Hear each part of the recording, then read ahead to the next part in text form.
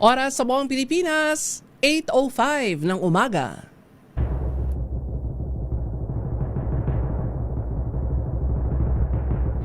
At ang mag-uwi ng Golden Dove para sa Best Public Affairs Program Host ay si Milky Rugonan, DZRH. Ito na ang 28th KBP Golden Dove Awardee, Best Public Affairs Program Host, si Milky Rigunan sa Isyung Pambayan. Isyung Pambayan, pagtalakay sa mga kaganapan sa ating kapaligiran. Isyung Pambayan, palatuntunang nagbibigay daan sa pananaw ng taong bayan. Isyung Pambayan. At ngayon, narito ang lingkod ng bayan, Milky Rigunan. Isyung Pambayan. Here comes the sun, doo-doo-doo. Here comes the sun, I say it's alright. Happy New Year! Welcome 2026! Manigong bagong taon sa lahat po ng ating mga kababayan sa buong Pilipinas at syempre sa iba't ibang bahagi po ng mundo. Alam kong marami po sa ating mga kababayan nakatutok pa rin kahit nasa iba't ibang mga bansa.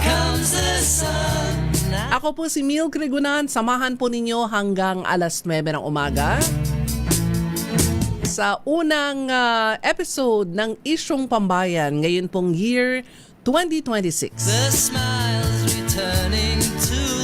Kayo po ba ay nakabalik na ng Metro Manila sa mga nagbakasyon ng mga probinsya para doon kumbaga ay i-celebrate ang Pasko at Bagong Taon? Ang sabi ng mga otoridad dyan sa kabaan ng SLEX and LEX, baka daw po ngayon ang dagsa ng mga motorista pabalik ng Metro Manila. Kaya ingat po kayo sa inyong biyahe. Malamig ang panahon. Nailabas na ba ang mga jacket, ang ating mga turtleneck? At ilan po ang mga panlaban sa lamig? Kasi po ang ating bansa mas malamig kapag January at February. Sanhi po yan ang amihan. Pero uso pa rin ho ang ubot sipon, kaya ingat po, bawal magkasakit, mahal ang magkasakit. Nito pong nakalipas na pagsalubong sa 2026, ang good news po dito ay bumaba daw ang mga insidente ng mga firecracker-related injuries. Ibig sabihin, yung mga nasugatan sanhi ng paggamit ng mga malalakas na uri ng paputok. Pero ayon ho sa Philippine National Police, marami naman ang mga nasugatan. Mas marami ang bilang ng mga kabataan.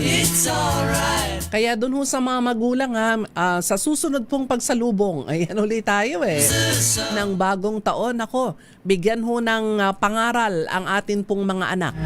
Usually yan po yung mga teenager Yung halos walang takot na magpaputok, humawak na mga reventador at ilan pang mga matataas na uri ho ng paputok. Kaya yun nasabi ho ng mga otoridad, bagamat mababa yung insidente ho ng mga nasawi o kaya nagkaroon ho ng kaso dahil sa paggamit ng malalakas na uri ng paputok, pero karamihan naman daw po sa mga kumbaga ay na putukan o kaya naman po ay nasugatan sanhi ng mga malalakas na uri ng firecrackers ay mga bata.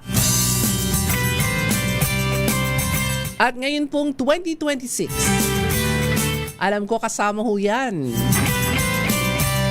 Kasama po sa ating mga New Year's resolution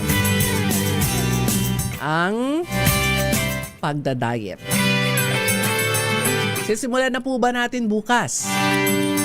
O kaya naman ay isusulat lang sa papel at pagtatapos ng 2026 ay sasabihin bale, 2027 na lang magaganap yung aking New Year's resolution. Pero habang tayo po ay nagkakaedad,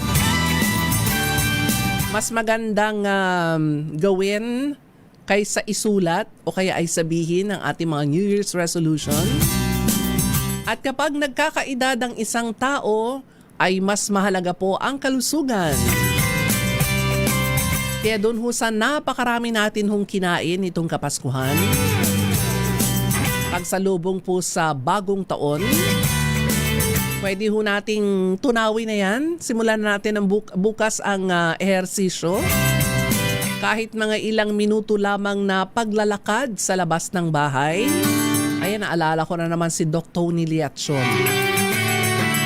Sabi niya ay kahit 30 minutes na paglalakad lang, kahit normal na paglalakad po, 30 minuto,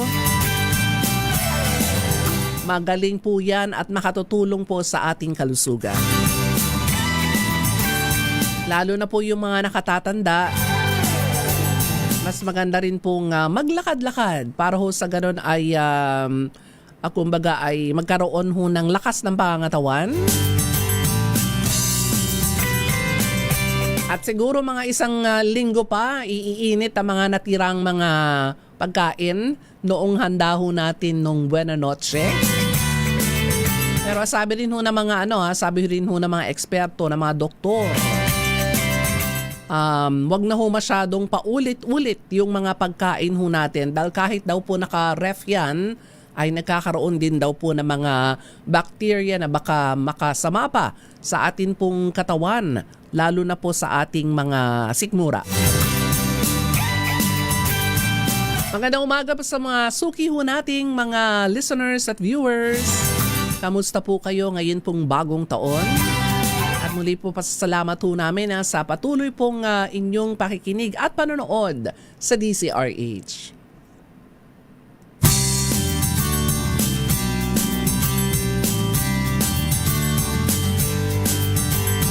At dahil tapos na rin po ang preparasyon ho natin sa New Year at Christmas, ang malaking coverage naman pinaghahandaan naman po ng atin pong mga kasamahan sa media, kabilang of course ang DCRA,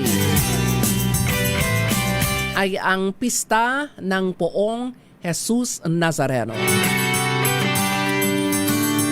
Yung mga ulitin ho nating paalala, yung mga matatanda na gusto hong pumunta pa rin sa prosesyon,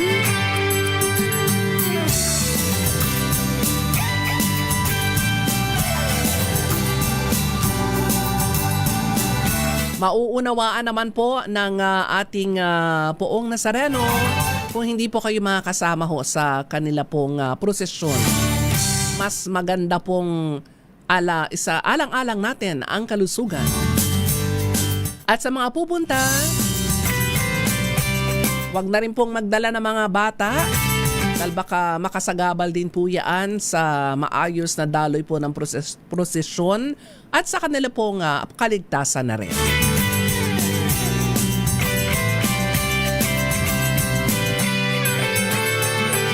Sa unang bahagi po ng 2026, nakatutok din ang FIVOC sa pag-aalboruto ng Bulkang Mayon. Diyos maray nga aga dyan sa area po ng Bicol Region.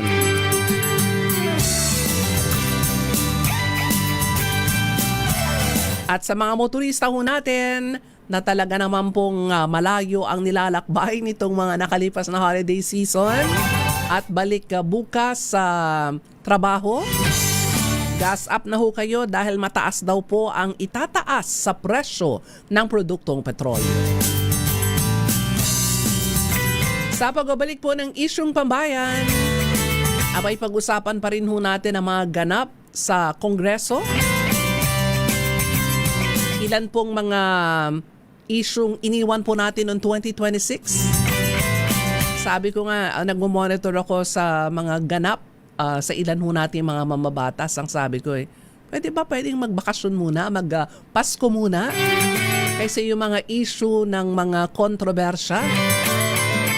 Hindi naman sa sinasabi kong wag ho nating tutukan, pero mas magandang na i-celebrate ang holidays nang wala po masyadong mga kontrobersya at puro lamang ho aligasyon.